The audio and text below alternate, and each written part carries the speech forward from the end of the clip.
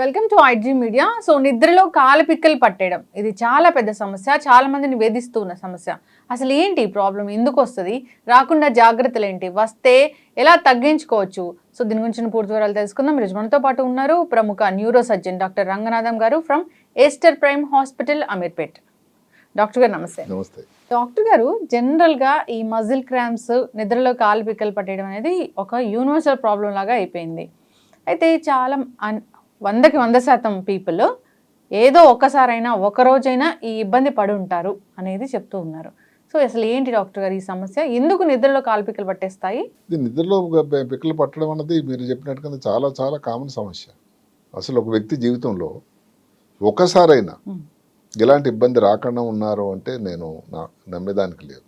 సరిగదా అది కొంత వయసు తర్వాత కొన్ని సమయాల్లోన ఆ ఫ్రీక్వెన్సీ అంటే వచ్చే శాతం కూడా పెరుగుతూ ఉంటుంది. ఉదాహరణకి 60 సంవత్సరాలు 65 సంవత్సరాలు పైబడిన వాళ్ళు అనుకోండి, వాళ్ళలో మామూలుగానే పెరుగుతుంది. అసలు ఎంతవరకు చెప్తున్నారంటే 33% మంది 60 సంవత్సరాల పైబడిన వాళ్ళలో నెలకి 1 కానీ 2 సార్లు కానీ వస్తుంది. ఇది ఎవరిని భయపెట్టే ప్రయత్నం కాదు, కానీ దానికి కారణం కూడా ఉంది సైంటిఫిక్గా, చాలా మంచి కారణం అది. ఇప్పుడు ఏదైతే కండరాల్లో నొప్పి ఏమిటి, ఈ కండరాలకి బోన్స్కి అటాచ్మెంట్ ఉంటుంది, టెండర్ను అనుసంధానం చేస్తుంది ఒక తీగలాడిది. అది చిన్న చిన్నగా అయిపోతుంది అటు వయసును బట్టి. సో దానివల్ల ఏమవుతుంది, దీని మీద ట్రాక్షన్ పడుతుంది, కండరం మీద కండరం నొప్పి వస్తుంది. ప్రెగ్నెన్సీ తీసుకోండి, గర్భిణీ స్త్రీల్లో 40% మందికి వస్తుందట. దానికి కారణం ఏమిటి, కాళ్ళ వాపులు కానీ మామూలుగానే వెయిట్ పెరుగుతారు. ఎన్ని జాగ్రత్తలు తీసుకున్నా మాతృత్వానికి ఏంటంటే ఒక గొప్ప మార్పు, కొన్ని కిలోలు బరువు పెరుగుతారు, తర్వాత తగ్గొచ్చు, కొంతమంది పూర్తిగా తగ్గపోవచ్చు కూడా. అందువల్ల ఆ సమయంలో సరే కొన్ని హార్మోన్లు చేంజెస్ ఉండనే ఉంటాయి. కాళ్ళలో వాపులు, బరువు పెరగడం, వీటి వల్ల 40% మందికి ప్రెగ్నెన్సీ సమయంలో గర్భిణీగా ఉన్నప్పుడు వస్తుందట. ఇంకా ఇప్పుడు ఆల్కహాల్ అన్నది, మద్యం చాలా పెరిగిపోయింది. ఇది ఎవరిని కించపరచాలనే ప్రయత్నం కాకపోయినా మనం ఉండే రాష్ట్రం తెలంగాణ రాష్ట్రంలో ముఖ్యంగా మద్యం తాలూకా వాడకం అన్నది చాలా పెరిగిపోయింది. ఎందుకు మద్యం చెప్తున్నానంటే జనరల్గా మద్యం అన్నది రాత్రిపూట సేవిస్తారు. మద్యం సేవించిన తర్వాత అందులో 60 సంవత్సరాల పైబడిన వాళ్ళు భారతదేశంలో కానీ అమెరికాలో కానీ వాడకం అన్నది చాలా ఎక్కువైపోయింది. ఎక్కడో పిల్లలు సెటిల్ అయిపోయి ఉంటారు, భార్య ఏదో తను పనిలోనే ఉంటారు, లేకపోతే చాలామంది సెపరేట్ ఇది జరిగిపోయి ఉంటారు. దోస్తులు ఉంటారు, ఏంటి ఇంక ఏజ్లో అంతా రిటైర్ అయిపోయాం, హ్యాపీగా ఉండొచ్చు, రిలాక్స్గా ఉండొచ్చు అని ఒక డ్రింకు, సోషలైజేషన్ ఉంటుంది. ఇలాంటి కారణాల వల్ల ఈ వయసులో మద్యం సేవించేటువంటి శాతం చాలా పెరిగిపోయిందట. 65 సంవత్సరాల పైబడిన వాళ్ళు భారతదేశంలో దగ్గర 8 మిలియన్లు ఉన్నారు. మద్యం సేవించడం వల్ల ఏంటంటే ఏమవుతుందంటే రాత్రంతా మూత్రం అవుతూ ఉంటుంది. దానివల్ల లవణాలు చాలా పెరిగిపోతాయి, పోతాయి బయటికి. అంటే ఏమిటి, కాల్షియము, మెగ్నీషియము ఇలాంటివి. మూడోది ఏమిటంటే డీహైడ్రేషన్ అండి. ఒక ముఖ్యమైన కారణం, మన కారణాల్లో మాట్లాడుకుందాం. డీహైడ్రేషన్ అంటే శరీరంలో ఉండేటువంటి నీరు తాలూకా శాతం తగ్గిపోతుంది. అక్కడితో ఆగటం లేదు, కాళ్ళలో ఉండే కండరాల్లో కొంత డ్యామేజ్ అయిపోతాయట ఈ ప్రాబ్లం వల్ల. ఆఖరణ ఏమిటి, లాక్టిక్ యాసిడ్ అని ఒకటి చేరుతూ ఉంటుంది కండరాల్లో. అది చాలా ప్రమాదకరమైంది. అది కూడా కాళ్ళ పిక్కలలో ఉండే కండరాల్లోనే వస్తుంది. అందువల్ల ఆల్కహాల్ తీసుకోవడం వల్ల ఈ ప్రాబ్లం కూడా చాలా చాలా ఎక్కువ ఉంటుంది. ఇప్పుడు పెద్ద వయసునే కాకుండా ఇది నిజానికి ఏ వయసులోనే రావచ్చండి. అది ఆంగ్లంలో ఒకటి ఉంది, ప్రతి సంవత్సరం కానీ, ప్రతి నెలకు ఒకసారి కానీ, ప్రతి వారానికి ఒకసారి కానీ, ప్రతిరోజు కానీ రావచ్చట. దీనికి ఇది అని లేదు. వేళ గురించి, సమయం గురించి అడుగుకునేటట్టయితే రాత్రి సమయంలోనే ఎక్కువగా ఉంటుంది. ఇంకొకటి ఏమిటి, ఎక్సర్సైజ్ సమయం. ఇప్పుడు మీరు క్రికెట్ ఆడుతూ ఉంటారు, డే నైట్ మ్యాచ్, వేసవికాలం విపరీతం చెమట, దాహం, డిహైడ్రేట్ అయిపోతారు. బ్యాట్స్మెన్ రన్ చేస్తూ రెండో రన్ చేసి మూడో రన్ తీసుకోలేడు, క్రాంప్స్ వచ్చేస్తాయి. కొంతమంది రిటైర్డ్ హర్ట్ అయిన సన్నివేశాలు కూడా ఉన్నాయి. దానికి సరే ఫిజియో రావడం, మళ్ళీ లోపలికి తీసుకెళ్ళిపోవడం, కొంతసేపు తర్వాత రాగలుగుతారు లేదా లేదు. ఎందుకు, ఈ కండరాల్లో నొప్పి వచ్చినప్పుడు ఇది వచ్చేది సడన్గా విపరీతమైన నొప్పి, అంటే భరించలేనంత నొప్పి. అదే కాకుండా అక్కడ కండరాలు ఏమవుతుందంటే ఒక గుండులాగా అయిపోతుంది, చాలా స్టిఫ్గా అయిపోతుంది. స్టిఫ్గా అయిపోతుంది ఆ ప్రాంతంలో. అంటే ఒక ముడి పడినట్టు, మనం చెయ్యి ఎలాగైతే పిడికిలు బిగిస్తే ఉంటుందో అలాగైపోతుంది. అది అనుభవించిన వాళ్ళకి తెలుస్తుంది. అది ఎంతసేపు ఉండదు, కొన్ని సెకండ్లు లేదా నిమిషాలు. ఒక్కొక్కసారి సరే నొప్పి క్రాంప్ అయితే పోయింది, ఆ తర్వాత కండరాల్లో ఉండేటువంటి నొప్పి కూడా చాలా రోజులు ఉండొచ్చు, కొన్ని గంటలు ఉండొచ్చు కూడా ఒక్కొక్కసారి. అది అవతల ఉండే ఇబ్బందిని బట్టి కూడా ఉంటుంది. ఇప్పుడు దీనికి వయసుని కానీ కారణాలు ఏ సమయంలో రావచ్చు కూడా మనం అనుకో, దీనికి సమయం అంటూ ఏమీ లేదు. కారణాలు చూసుకునేటట్టయితే ఇదే ముఖ్యమైన కారణాలు మనం చెప్పుకున్నవి. ఒకటి ఏమిటంటే ఈ పొగ త్రాగడం, మద్యం సేవించడం, అదే కాకుండా డీహైడ్రేషన్ అండి. ఇప్పుడు ఏదైనా కారణం వల్ల కానీ లూజ్ మోషన్స్ అయినాయి, లేకపోతే డయేరియా వచ్చింది, ఇలాంటప్పుడు వెళ్ళిపోతూ ఉంటుంది ఫ్లూయిడ్ అంతా. అదే కాకుండా ఏదో ఆరోగ్య పరిస్థితి, గుండెలో ప్రాబ్లమ్సే అనుకోండి, లేకపోతే ఈ కాళ్ళలో వాపులు వచ్చాయి, దానికోసం డైరుటిక్స్ అని ఇస్తాం. అంటే ఏమిటి, మూత్రం వెళ్ళడం వల్ల కాళ్ళలో వాపులు తగ్గడానికి, గుండె తాలూకా గుండెలో ఉండేటువంటి వాపు తగ్గడానికి నీరు, దాన్ని డైరుటిక్స్ అంటారు. దానివల్ల కూడా చాలా మొత్తం, దానివల్ల లవణాలు కూడా వెళ్ళిపోతాయి, ముఖ్యంగా కాల్షియం, మెగ్నీషియం. స్మోకింగ్ వల్ల కూడా క్రాంప్స్ ఎక్కువ అవుతూ ఉంటాయని కూడా చాలా చెప్తూ ఉన్నారు, మెనీ రీజన్స్. కాబట్టి ఇది అన్నదానికన్నా ఒకటి రెండు అన్ని సమ్మిళితం, వయసును కానీ, ఆల్కహాలిజం కానీ, లేకపోతే డైరెటిక్స్ కానీ, కొన్ని మందులు. ఇప్పుడు బీపీ వచ్చిన వాళ్ళు చాలా ఎక్కువ శాతం ఉన్నారు, బీపీ కోసం వాడే బీటా బ్లాకర్స్ అని, లేకపోతే గుండెపోటు వస్తే దానికోసం కొవ్వు పదార్థాలు ఏదైతే కొలెస్ట్రాల్ తగ్గించడానికి ఇచ్చేటువంటి వాడేటువంటి స్టాటిన్ అని, అట్రోస్టాటిన్, రోజువాస్టాటిన్ అని, ఈ మందుల వల్ల.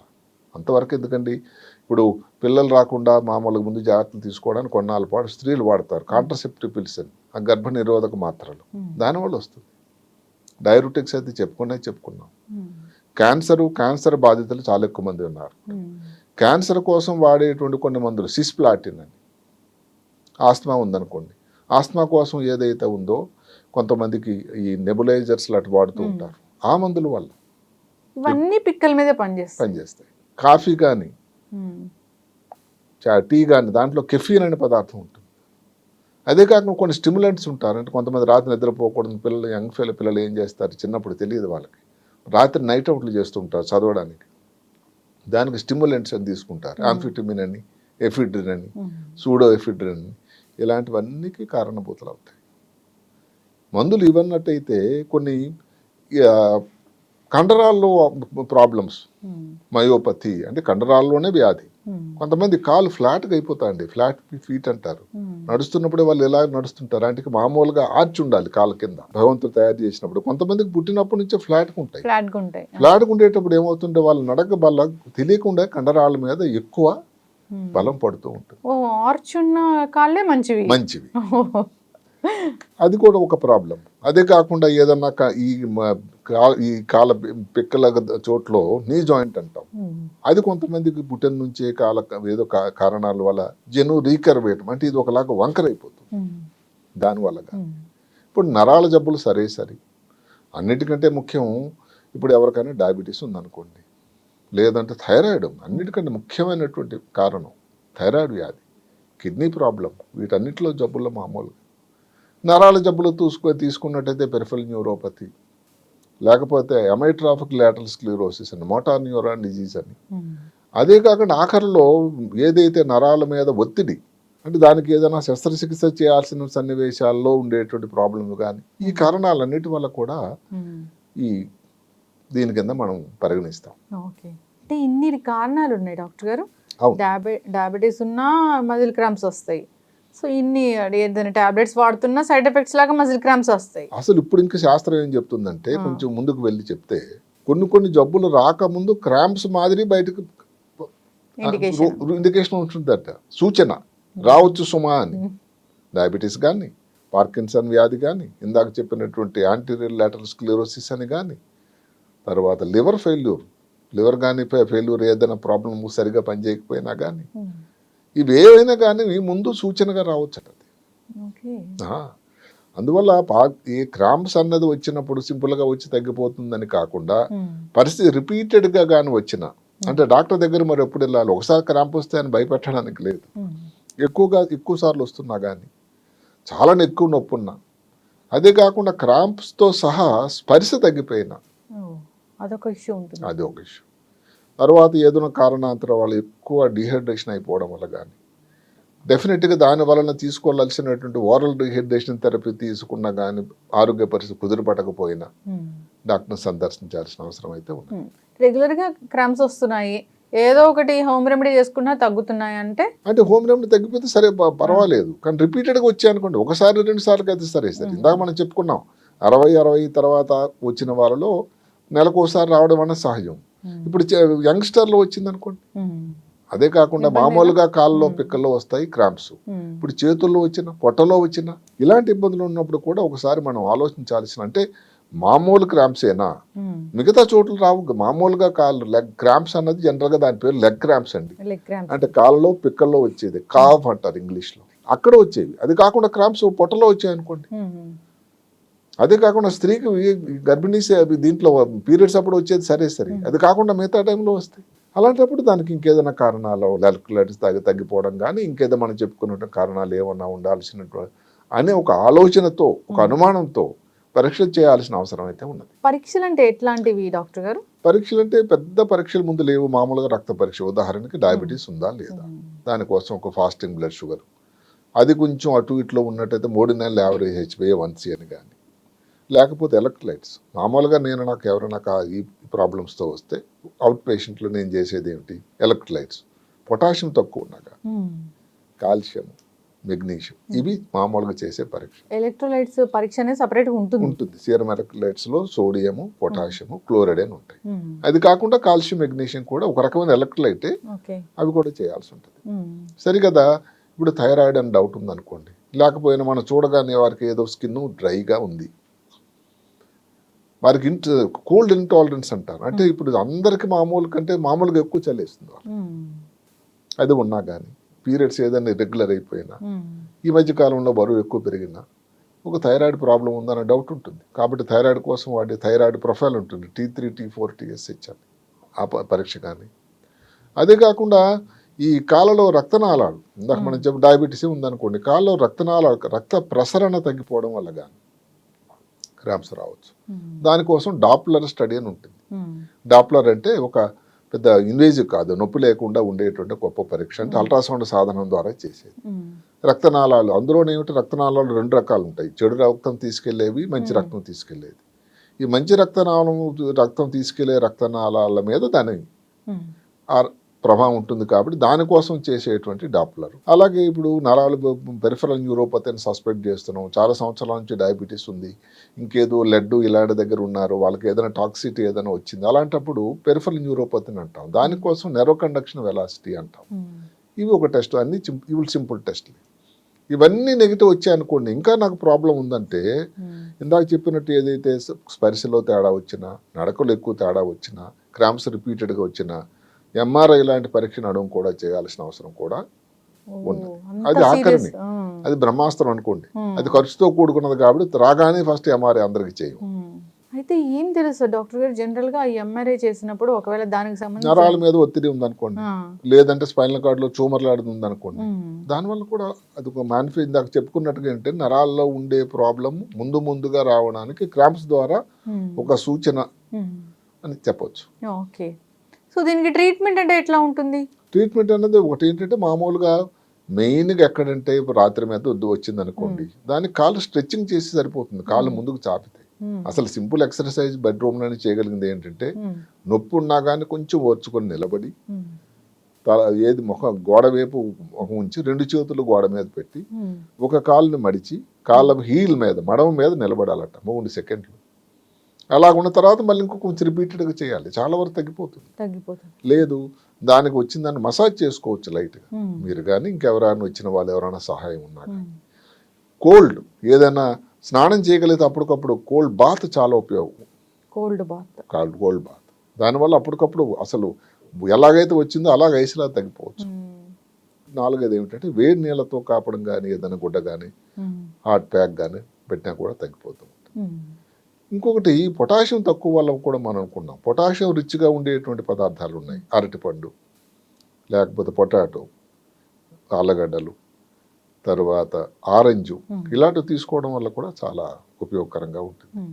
ఇప్పుడు ఎక్సర్సైజ్ చేస్తున్నారు అనుకోండి, సమృద్ధిగానటువంటి ఇది తీసుకోవాలి, ఏది వాటరు, వాటర్ కంటిన్యూస్గా వాటర్. డిహైడ్రేషన్ వచ్చిందంటే చాలా చాలా ప్రమాదం. అదే కాకుండా ముందు జాగ్రత్తలు అంటే ఏమిటి, భోజనం చేశారు, భోజనం చేసినప్పుడు నడవకూడదండి, నడిస్తే మళ్ళీ క్రాంప్ రావచ్చు. భోజనం చేసిన వెంటనే నడవకూడదు క్రాంప్స్ ఉన్నవాళ్ళకి. అదే కాకుండా ఇప్పుడు రాత్రి ఎక్సర్సైజ్ చేశారనుకోండి, ఎక్సర్సైజ్ చేసే ముందు కొంతసేపు స్ట్రెచ్చింగ్ అని ఉంటాయి, వార్మప్ అని చేస్తూ ఉంటారు చూడండి చాలా మంది. అప్పుడు కండరాలని సెట్ అవుతాయి. మీరు సడన్ గా ప్లే గ్రౌండ్కి వెళ్ళి కానీ రన్నింగో లేకపోతే ఏదో ఎక్సర్సైజ్ మొదలెడితే ఈ ప్రాబ్లం రావడానికి ఆస్కారం ఉంది. ఎందుకంటే ఎక్సర్సైజ్ ముందు కానీ, ఎక్సర్సైజ్ అయిన తర్వాత కానీ, రెస్ట్లో ఉన్నప్పుడు కానీ, లేకపోతే రాత్రి కానీ ఎప్పుడన్నా రావచ్చు క్రాంప్స్. అయితే డాక్టర్ గారు, ఇది మేనేజ్ చేసుకుంటూ వెళ్ళాలా, లేదంటే పూర్తి స్థాయిలో తగ్గించుకోవచ్చా? పూర్తిగా స్థాయి తగ్గాలంటే 100% అనేది చెప్పడం కష్టం. ఉదాహరణకి ఏ మాత్రం అలవాటు లేకపోయినా కానీ 65 సంవత్సరాల తర్వాత ఇది సహజమైనది కొంతవరకు. ఎందుకంటే దానికి కారణం చెప్పుకున్నాం, ఏదైతే ఈ కండరాలకి బోన్కి అనుసంధానం ఉంటుందో టెండాన్స్ అన్నవి చిన్నగా అయిపోతాయి, కురచైపోతాయి, దానివల్ల పుల్ అయిపోతుంది. అది సహజం. అది దానికి తోడు మనం చేయగలిగిన స్మోకింగ్ అనుకోండి, స్మోకింగ్ విడిచిపెట్టాలి. మద్యం అనుకోండి, సాధ్యమైనంత వరకు తక్కువ చేయాలి. మీరు మరి మద్యం కావాలో లేకపోతే క్రాంప్స్ వచ్చి రాత్రంతా మీకు నిద్రతో డిస్టర్బెన్స్ అయితే దానికి రెడీగా ఉంటారో అన్నది డిసైడ్ చేయాల్సింది మీరు. అలాగే మీ స్మోకింగ్ కూడా, ఇంగ్లీష్లో ఒక సామెత ఉండేది, you want your cigarette or you want your leg అని. అంటే సిగరెట్ కావాలా, నీ కాలు కావాలా అని ఉండేది. డయాబెటీస్ అనుకోండి, డయాబెటీస్ ఎంత కంట్రోల్ ఉంది అది కూడా ముఖ్యం. ఉందండి కొంచెం ఎక్కువ ఉంది అప్పుడప్పుడు చూసుకుంటాను అంటే కాదు. డయాబెటీస్ ఉన్న వాళ్ళు రెగ్యులర్గా టెస్టులు చేయించడం కూడా కానీ, డాక్టర్ తాలూకా పర్యవేక్షణ కానీ చాలా చాలా అవసరం.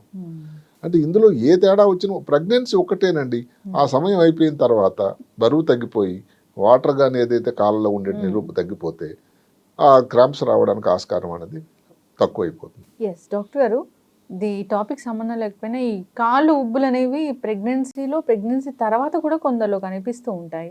అది న్యూరలాజికల్ ఇష్యూనా అండి? న్యూరలాజికల్ ఇష్యూ డైరెక్ట్ కాకపోవచ్చు, దానివల్ల ఏంటంటే క్రాంప్స్కి అవి దోహదకాయ కావచ్చు.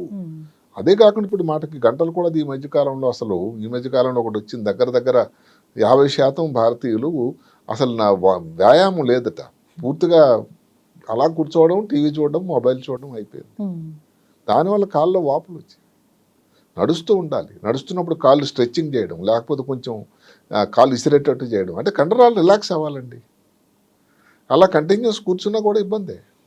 అందువల్ల ఏమిటంటే ఇవన్నీ మనం దైనందిన జీవితంలో ఉదయం నుంచి సాయంకాలం వరకు మనం ఎంత యాక్టివ్గా ఉండగలుగుతున్నాం, మన వెయిట్ ఎలా ఉంది, డయాబెటీస్ కంట్రోల్ ఉందా లేదా, మద్యం సేవిస్తున్నామా లేదా, స్మోకింగ్ దూరంగా ఉండాలి, ఏదైనా కారణం వల్ల డయేరియాలో లూజ్ మోషన్స్, వామిటింగ్ అయినట్టు డాక్టర్ని వెంటనే సంప్రదించాలి. ఇలాంటి జాగ్రత్తలు చాలా అవసరం. జనరల్గా పోషకాహారం ఎప్పటికప్పుడు తీసుకుంటూనే ఉండాలి. మీరు అన్నట్లుగా చాలా ఇలాంటి ఏవైతే మీరు చెప్పారో కాల్షియం కానీ, విటమిన్స్ కానీ, ఇలాంటి డెఫిషియన్సీ ఉండడం వల్ల కూడా వస్తాయి. మినరల్ డెఫిషియన్సీ వల్ల కూడా వస్తుంది. మినరల్ అంటే ఇవి ముఖ్యంగా ఇవి ఏది కాల్షియం, మెగ్నీషియం కానీ, లేకపోతే పొటాషియం కానీ, ఇవి కానీ లవణాలు కానీ తక్కువ ఉండేటట్టే దానివల్ల కూడా ఇబ్బంది రావడానికి ఆస్కారం. ఇప్పుడు చెప్పిందంతా దాన్ని బట్టి చూస్తే ఏజ్ తో సంబంధం లేదు, 60 years లో వస్తుంది. ఎక్కువ శాతం ఎక్కువ మందికి ఏ వయసులోనన్నా రావచ్చు, ఎప్పుడన్నా రావచ్చు. ఎక్కువగా వచ్చేది ఏమిటంటే రాత్రి వేళ. ఎక్కువ శాతం మందికి ఏంటంటే 60 పైబడిన వాళ్ళు, మిగతా ఏజ్లో రాదు అని కాదు. ఒక్కటి ఏమిటంటే ఎక్కువ శాతం భయపడిపోవాల్సింది లేదు. దీని పేరు బెనైన్ క్రాంప్స్. అందుకే అంటే వస్తుంది, ఇబ్బంది పెడుతుంది. ఆ ఇబ్బంది పడినప్పుడు అమ్మో ప్రాణం ఎగిరిపోతున్నంత ఇబ్బంది అనిపించవచ్చు, కానీ అలాగే తగ్గిపోతూ ఉంటుంది. మనం చెప్పుకున్నట్టుగా డాక్టర్ని ఎప్పుడు సంప్రదించాలో మీకు అన్ని సమయాలు చెప్పాము.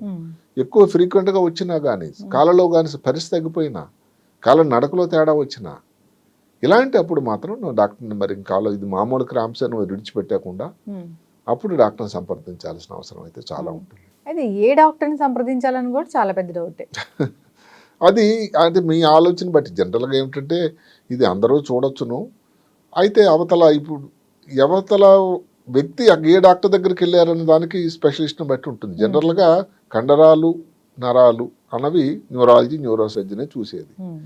కాబట్టి వాళ్ళని సంప్రదించినట్టయితే వాళ్ళ మీద వాళ్ళకున్న అవగాహన అన్నది కొంచెం బాగా ఉంటుంది. కాబట్టి వాళ్ళకి సరైన సమగ్రమైనటువంటి న్యాయం, సమగ్రమైన పరీక్షలు, అవసరం లేని పరీక్షలు చేయకుండా ఉండడం ఇలాంటివి జరుగుతుంటాయి. ఎస్, ఖచ్చితంగా డాక్టర్ గారు వాళ్ళకి సబ్జెక్ట్ ఏంటో తెలుస్తుంది కాబట్టి. ఎస్, ఖచ్చితంగా అండి. ఈ క్రాంప్స్ బారిన పడని వాళ్ళు లేరంటే అతిశయోక్తి కాదేమో, ఒకసారైనా ఫేస్ చేస్తుంటారు ఈ అది ప్రాబ్లమ్ని. వస్తుంది, అదే శాస్త్రం అదే చెప్తుంది. ఉమ్, ఏ టైంలో వచ్చినా కానీ ఏదో ఒక టైంలో ఉమ్, ఒక వ్యక్తి జీవితంలో క్రాంప్ రాకుండా, క్రాంప్ బారిన పడకుండా ఉండే వాళ్ళ తాలూకా లెక్క పెట్టుకోవచ్చు అని చెప్తున్నారు. yes, ఖచ్చితంగా. అంటే అంత కామన్ అది. ఉమ్, జాగ్రత్తలు అయితే తీసుకోవాలని కోరుకుందాం. లైఫ్ స్టైల్ అయితే ఖచ్చితంగా మారాల్సిందే. చాలా మీరు అన్నట్లు బ్యాడ్ హ్యాబిట్స్ ఏమైనా ఉంటే మానుకోవాలి. అది ఇప్పుడు చెప్పాం కదండి, ఆ మద్యం సేవించడంలో ఒకళ్ళు చేయటం వల్ల ఏమిటి తీసుకోవడం అని నాకేం నష్టం లేదంటే అంత సింపుల్ అయిపోవటంలా. ఉమ్, మన కండరాలకు కాళ్ళలో ఉండేటువంటివి ఈ పిక్కలు ఏదైతే మనం అనుకుంటున్నామో అవి కొంత డ్యామేజ్ అయిపోతాయి. ఉమ్, అందులో లాక్టిక్ యాసిడ్ తయారైపోతుంది, అది చాలా ప్రమాదకరం అది. అందువల్ల మీరు రాత్రి తీసుకునేటట్టయితే ఇంకా రాత్రి అంతా వాష్రూమ్కి వెళ్తూనే ఉంటారు, ఉమ్. దానివల్ల డీహైడ్రేషన్ అయిపోతుంది, దానిలో లవణాలు తగ్గిపోతాయి, ప్రాబ్లం ఇదే వస్తుంది. ఎస్, ఖచ్చితంగా డాక్టర్ గారు జాగ్రత్తలు తీసుకోవాలని కోరుకున్నాము. ఇబ్బంది పెడుతుంది ఈ సమస్య, కంటిన్యూస్గా వస్తూ ఉంది, లేదా వారంలో 2-3 సార్లైనా వస్తూ ఉంది అన్నప్పుడు ఒకసారి డాక్టర్ని సంప్రదించాలి. దీనికి సంబంధించిన డాక్టర్ అంటే న్యూరో సర్జన్, న్యూరాలజిస్ట్, వీళ్ళైతే ఖచ్చితమైన అవును. వైద్యం అనేది అందుతుంది. ఒకసారి కాంటాక్ట్ చేయాలని కోరుకుందామండి. చాలా చక్కటి ఇన్ఫర్మేషన్ డాక్టర్ గారు, ధన్యవాదాలండి. నమస్కారం.